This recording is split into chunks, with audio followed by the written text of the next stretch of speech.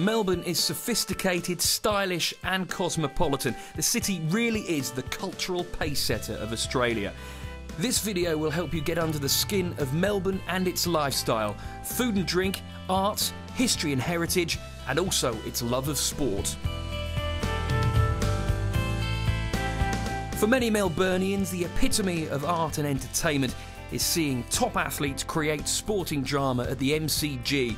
Melburnians come here to watch games of Aussie rules and cricket, and it's just a few hundred yards from the Rod Laver Arena where the Australian Tennis Open is held. Sport works extremely well in Melbourne. We just know that if something is staged in Melbourne, it will work. And so we have the grand final, the Australian rules football, we have international meetings, the World Swimming Championships were staged here, the World Cycling Championships have been staged here on the velodrome. It's just one of those things. People in Melbourne attend big sporting events, and so we have very big crowds and hold the records in Australia. It's almost endless when you start to look through the lists of sports that have been played here, but in the main it's Australian rules football and of course cricket. They're the two dominating sports here, and we have had of course recently the Commonwealth Games, and in 1956 the Olympics were held here at the ground. And that's not all. The Australian round of the Formula One Grand Prix is also held in Melbourne, as is the race that stops the nation. That's right, I'm on the train on the way to the Melbourne Cup.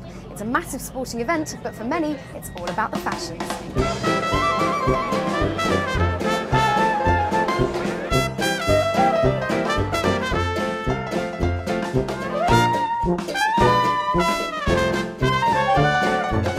Melbourne's quite influential in fashion in Australia. It's considered a city with extremely good taste, and also we vary a lot in our seasons here as well. Like our summers are very hot and our winters are quite cold.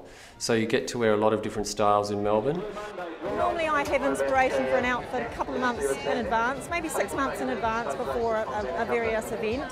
And I will source various things from all over the world, and my accessories were sourced from London. You must be crazy busy this time of year, Richard. Yeah, I don't really have time to turn around actually. Any milliner worth their salt is nuts this time of the year. I'm sure. Well, I need a hat, so what have you got for me? Okay, looking at your outfit and your colouring, I've got a couple of lovely pink numbers here. This one is beautiful with the metallic rose, but you've got quite a petite face, so I think that we might go for something a little smaller. And I've got this one as well, which is gorgeous. And it's got the silver in it, which will match the silver in the dress, and it's got the lovely pink tones, which will match the tones of your face too. Fantastic, thank you very much. That's all right, you're welcome. But it's not just at the races that you can see high fashion. Some of Melbourne's best boutiques are hidden away in the laneways and arcades. We focus particularly on the innovative boutiques, the smaller businesses that Melbourne's got so many of, and the idea for me was that you're not going to come to Melbourne and buy Chanel or Prada. What's the point of doing that? So we're going to show you things that are exclusive to Melbourne, young designers, often people that are doing something that's a little bit outlandish but still got a relatively conservative edge. Look, the city is definitely great for everybody because often going to the races you don't want to be seen like everybody else in the same garment, so there is that opportunity to look at so many stores, many of which produce Australian product, and so therefore sometimes in the designer boutique spots there's much less on offer. They only make 50 of that one garment, so you're not going to be seeing the same stuff that other people are wearing. Not only is the style and sophistication reflected in the shopping, but also in Melbourne's many theatres, galleries and music venues. The art scene in Melbourne for me is really diverse. We've got these most amazing, enormous galleries, and yet there's also what we call artist-run initiatives. There's public art like this, which is out in the street. There's even a laneway that just has picture frames stuck on the wall. The fact that you can be innovative and experiment and do something a little bit out of the norm in a city like Melbourne that's not enormous but still able to support this sort of innovation, I think is really exciting. And if eating's your thing, you're in luck. The restaurants here are fantastic and the dining is world class.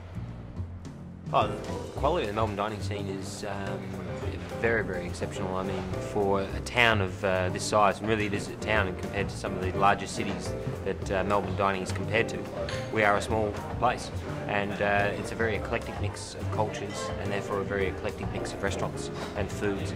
And I think we're very lucky because of the quality of the ingredients. We're surrounded not only by great ocean, but also by quite beautiful green pastures. Even during a drought, we're not really being affected by it that much because we've got such a huge array of resources of great ingredients.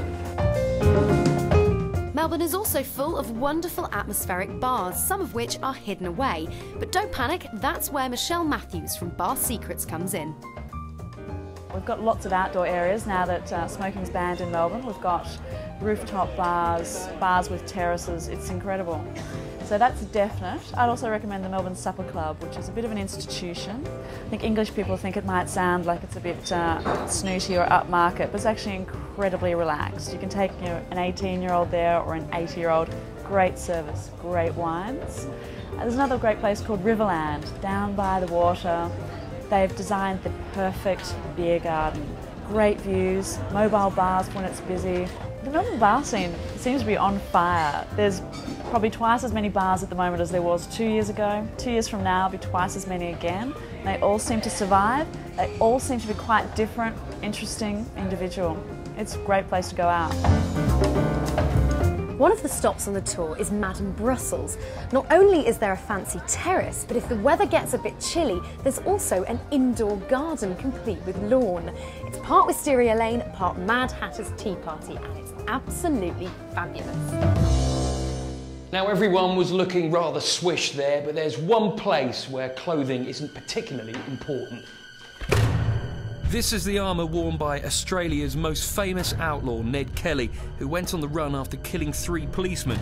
For some, he's a hero, for others, a villain. What isn't in doubt is that he was caught and executed here in Melbourne jail in 1880.